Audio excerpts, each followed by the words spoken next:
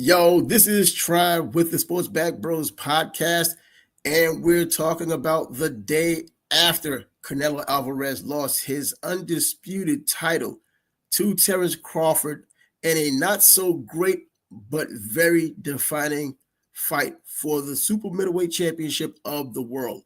But Crawford did what they call the impossible. I guess those from the outside looking in who did not give him a lot of credit for what he had done in the past.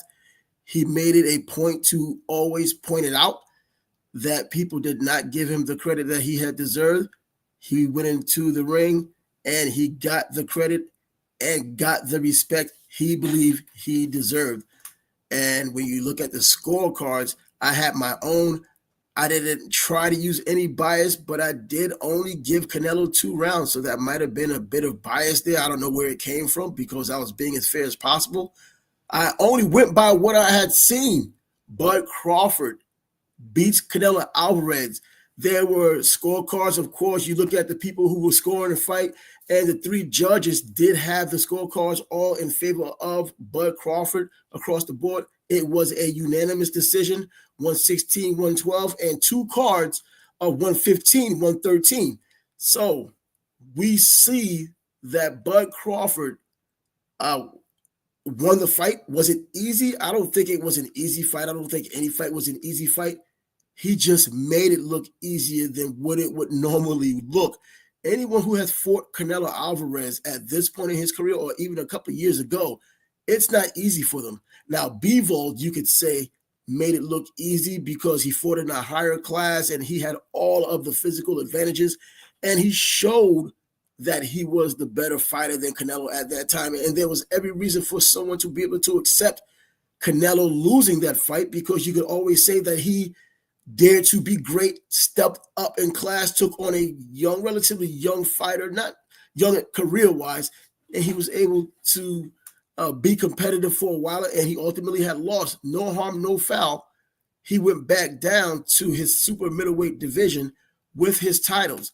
This time, there was a different set of circumstances. Bud Crawford, who started his career at 130 pounds, went all the way up to 168. He came in at 167 pounds.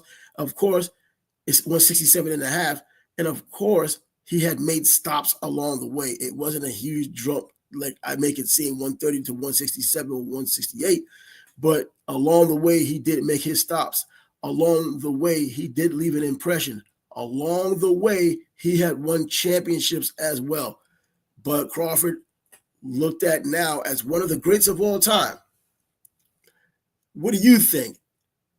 I'm calling him among one of the greats of all time because it's really hard to say this day and age of giving fighters credit more so than fighters of the past. And I understand some people may think the fighters of the past, as long as they fought in black and white, they may be better than today's fighters.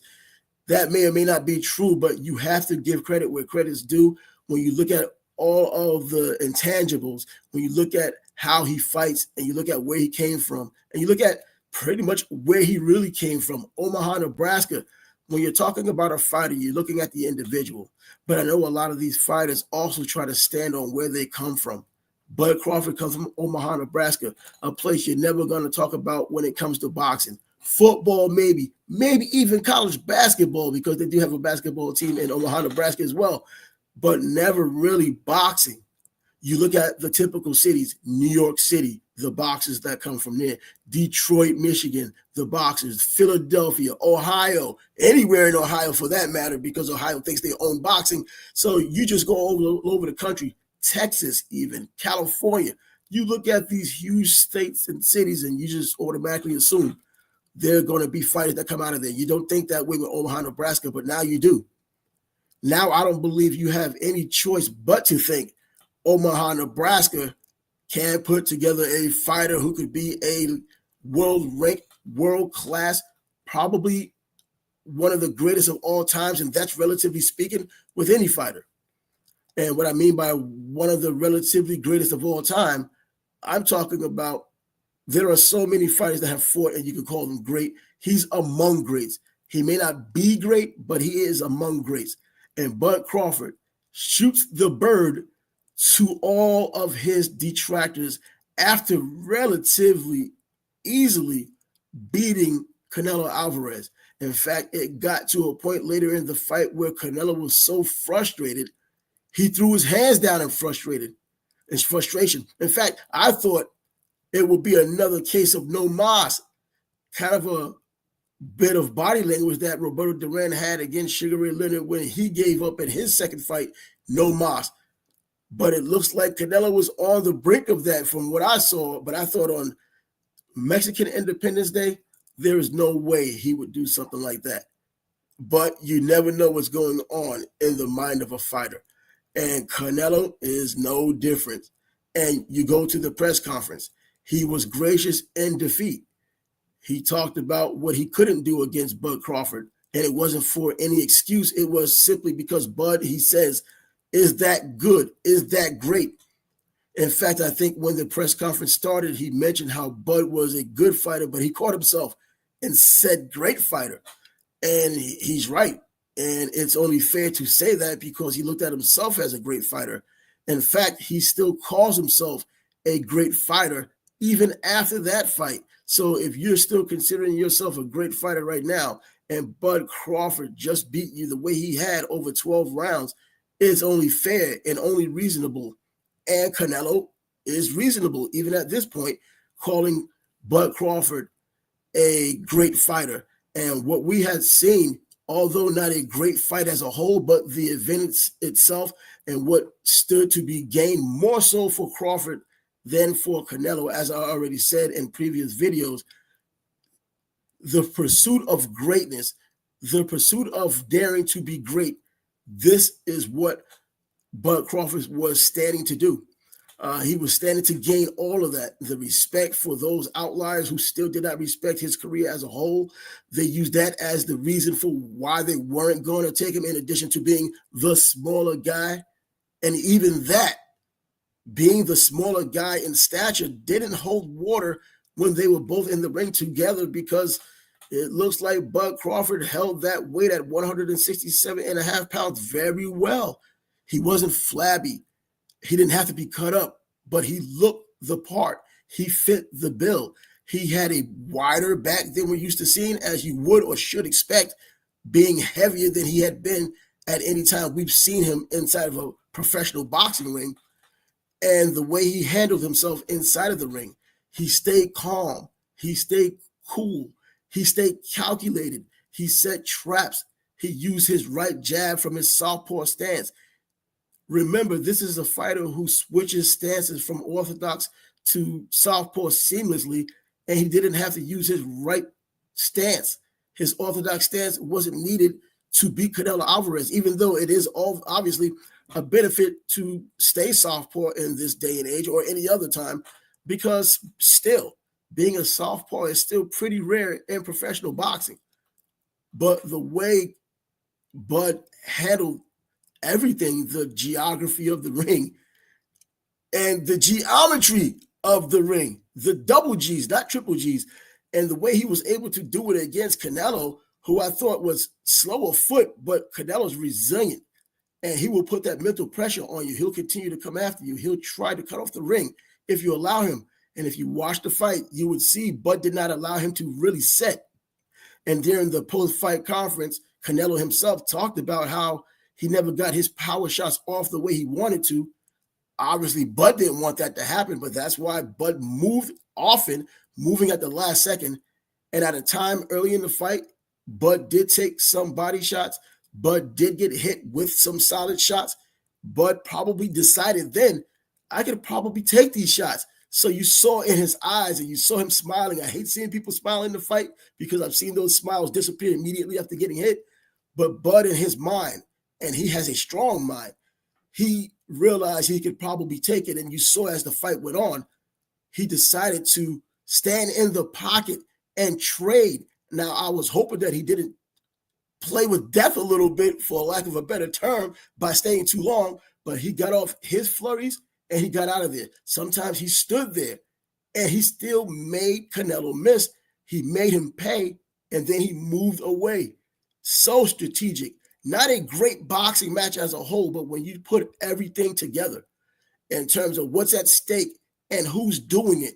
And when you think about coming from 130, now we're at 168, 167 and a half for both fighters, you're able to appreciate the moment and live in the moment of what had happened. I'm going to put the link inside the comments for those of you who may be interested in checking it out. And let me see how I'm going to get there. Well, maybe not. But in any event, if you want to come into the link, you can go ahead and do so. But Bud Crawford's making history against Canelo Alvarez. Before the fight, everyone talked about how great Canelo Alvarez was. And I know there were some people who don't like him. I don't know why. Look, you're not going to make everybody happy in the boxing community. I've known that now for decades. I don't even expect people to try. I expect only a few people to be unbiased. I expect a few people to be reasonable. Every now and then we get that.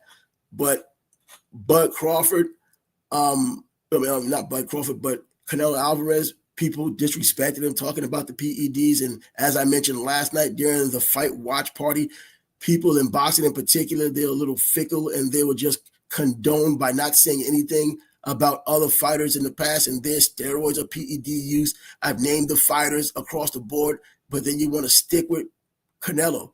It happened fights ago, so now you're just going to assume it happens every fight. And I think you do it deliberately. But anyway, it's taken away from the fight itself. And Canelo, every metric says Canelo should have won the fight. And going into the fight, he's bigger. Has the experience and all of the above, the big fights experience. He's fought everybody. There isn't anything he hasn't seen until he goes into Bud Crawford. And I think Bud Crawford, not being that fighter who had an Olympic appearance at least, to come off of and get picked up by a big promotional outfit. At one time, he had Bob Arum bad-mouthing him. His own promoter was bad-mouthing him about being boring, about not being that top fighter. And if you want to take what Bob Arum says, even though as great as he is, you want to talk about him having a bad eye for the talent that comes out. This is the same guy who let Floyd Mayweather get away for only $750,000, and Floyd became his own boss and became his own legacy and made a whole lot of money without having to cut off Bob Arum and cut off his spot. So once again, lightning striking twice. Bob Arum does the same to Bud Crawford, and here we are today. Bud Crawford, undisputed champion of the world, among greats, the greatest of his era right now. I saw the press conference, the post-fight conference, and he talked about how Mayweather was the greatest of his era, and he's the greatest of his era. And it just seems like Bud has a way of speaking that kind of unarms the media and everyone else. It kind of like puts them in their place without sounding nasty about it, without sounding like he's not humble, sounding flamboyant. You know how they are, people who are a little bit extroverted. It's not like he's extroverted about what he's saying. He just says what he means and means what he says, and it makes a lot of sense once it's said, and you take it for what it is. And so when the question was asked between he and Floyd Mayweather, he had to point it out just like that. Floyd was the greatest in his era. I'm the greatest in my era. And he just pretty much stopped it in its tracks. Now, we're always going to have opinions. Us boxing fans, we're always going to have opinions on who's great, who's not great. We've been doing it for decades, if not going on centuries, plural. And if you ask me, it's Floyd's resume. If you really break it down, he has names on his resume, but then you have to ask the other question. How many of these fighters were in their prime? He had a better time at 130, 135, maybe even 140 than he had after that, because after that he had all the names on his list, but on his resume, but he didn't have the prime fighters or the fighters in their prime. And it's always going to come back to Manny Pacquiao and how Manny had to wait 6 years, maybe even 7 years to get the opportunity.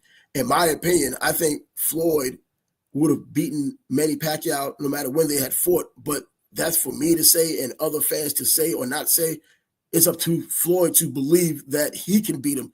And I'm not going to say he didn't believe it, but taking 6 years, possibly 7 years to come to the conclusion to convince yourself to fight him, I mean, it speaks for itself. On the other hand, Bud Crawford, he had to scratch and fight and claw for everything he had gotten. Not being that golden boy prospect, he was just a prospect that you just controlled somebody in a stable, but he had great talent. But you only found out when he fought better fighters. And it's just that he couldn't get that great fighter to fight him. Of course, now we see it and look back, hindsight being 2020. He went after the great fighters, but I don't think they wanted to have anything to do with him. But at the same time, when he was given the opportunity, he took full advantage of it. And when you see some of these fights, and you look at the Sean Porter fight, for instance, in which the fight was more difficult than it should have been, but when he was told in the latter rounds that he was behind, it seemed to have awakened him. He didn't realize that he kind of let that fight kind of slip away from him and immediately went out there and put Sean Porter away. And that's what champions do. You don't see that very often. And he needed a wake-up call. He woke up. And then, of course, the Errol Spence fight. We talked about Errol Spence being as great as he was, and I picked Bud Crawford in that fight. So I have videos on that, how Bias and we picked Bud Crawford to beat Errol Spence. And it wasn't because Errol Spence wasn't good. It was because I thought Errol Spence was too one-dimensional. He knew all of the fundamentals and was great at the fundamentals in which he knew. But other than being big and strong and fundamentally sound, there wasn't a whole lot of nuance to his fight game compared to what Bud can do offensively, defensively, even though people say he gets hit more than he should. But then southpaw and orthodox, even though he stays southpaw more than he goes back to his orthodox, which is his natural stance, but he still wins. He did it last night against Canelo. He just used his southpaw stance and was able to win that fight, but he beats Errol Spence easily, methodically, and he had people who were thinking that Errol Spence was far removed from the car accident, using that same car accident as the reason why he lost the fight, and still Errol Spence has not fought since that fight. So I don't know how much more mentally could have been done in that fight with Errol Spence. There's been Errol Spence talk about him having fights. I think even Sebastian Fundura was one of those fighters. They talked about him possibly fighting, and that kind of fell through. It didn't happen. It seems like there still hasn't been a fight for him since he had lost to Bud Crawford. And then Madrimov, Bud Crawford moves up to 154. And Madrimov, style-wise, and styles of making fights for what they are, you should kind of understand that. I think people who watch boxing and kind of know it and they can control their biases, you could see that he was going to have trouble with Madrimov, but I figured he'll still win the fight. But I'll tell you, that fight was a little too close for comfort. So I wouldn't have used that fight, as I didn't, as a projection of what was going to happen against Canelo, because Canelo's not going to bounce around and be herky-jerky like Madrimov was, styles making fights. I knew that Bud, based on what Canelo does as a fighter, especially in his last couple of fights in terms of lack of movement, he still gets fatigued in the middle of fights, and by the end of fights, we've seen that throughout his career. I put that in play as well. And if you know me, you already know I put that $100 down on Bud last night. I have a screenshot of that win that I had gotten from it. It was plus 140, got paid my 240, kind of walking to the sunset with that. But I put my money where my mouth is. I could have put more down, but I just wanted to symbolize this. And I thought going into this fight, what Bud was going to be able to do, he had the physical advantage in terms of longer arms, a little bit taller, but Charlo did too. The difference is Bud comes to fight. Bud is not going to do a lot of talking because he's never really done that throughout his career. He has a lot of heart. He has a lot of dog in him. And Canelo, if you saw the show last Thursday, I talked about the kind of heart Canelo had and the kind of dog that's in him. And Bud Crawford did everything I expected him to do. Bud used the jab. Bud gave angles. Bud stayed on his toes. But guess what? Bud didn't do a lot of stepping and long striding in the ring. He used a lot of pivots, which require less energy, and it sets you up for the angle, and it gives you good distance. He stepped. He didn't walk on occasion. And so you just saw what he had done in the ring. And I said it earlier, the geometry of the ring, the geography of the ring, the double G's, not triple G's. And he was able to pull it off. And hey, give this guy credit. I know I'm going on and on about this, so I'll come to a conclusion with this. Bud Crawford, once again, and the first in the modern era of all these belts to be the undisputed champion 3 times. Now at 168 pounds, what happened from here is anyone's guess. Going down to 155 pounds and fighting Boots Ennis is out of the question. He said so himself, so don't even expect that. Don't expect him to move up to light heavyweight either, because Benavidez is up there as well, or any of the other bigger guys. You don't want to talk about Biev or Bivol. That's silly to even think about him moving up. You're talking about another class. Even Henry Armstrong coming from 126 to 135 to 147 to 160, that was huge back then. So even today, it's even more incredible to even think about going from 130 in terms of a whole jump from 130 up to even 175, even though Bud, if he did decide to do something that crazy, he'll come in at about 170, just to feel comfortable, not bloated and weighted down. But anyway, I wanted to give my take on this fight as Terence Crawford, one of the greats of all time, one of the greats. He's the greatest of this era. Floyd's the greatest of his era. But if you had to compare the two, I'm thinking that I would take Bud, even though his resume isn't as glistening. But Floyd Mayweather never, ever wanted to fight Triple G as even a middleweight, whereas Bud Crawford took on the face of boxing at 168 pounds, a class higher. Neither guy in their prime, so let's get that straight. Neither guy were in their prime, so one didn't have the advantage over the other. And you're talking about boxing years inside the ring, not years on a calendar. When you look at the two, Canelo having over 60 fights, Bud just having over 40 fights. And so even though Bud is older, the wear and tear isn't as much as it was on Canelo. Nevertheless, the little guy, allegedly, who became the big guy, was able to win the fight.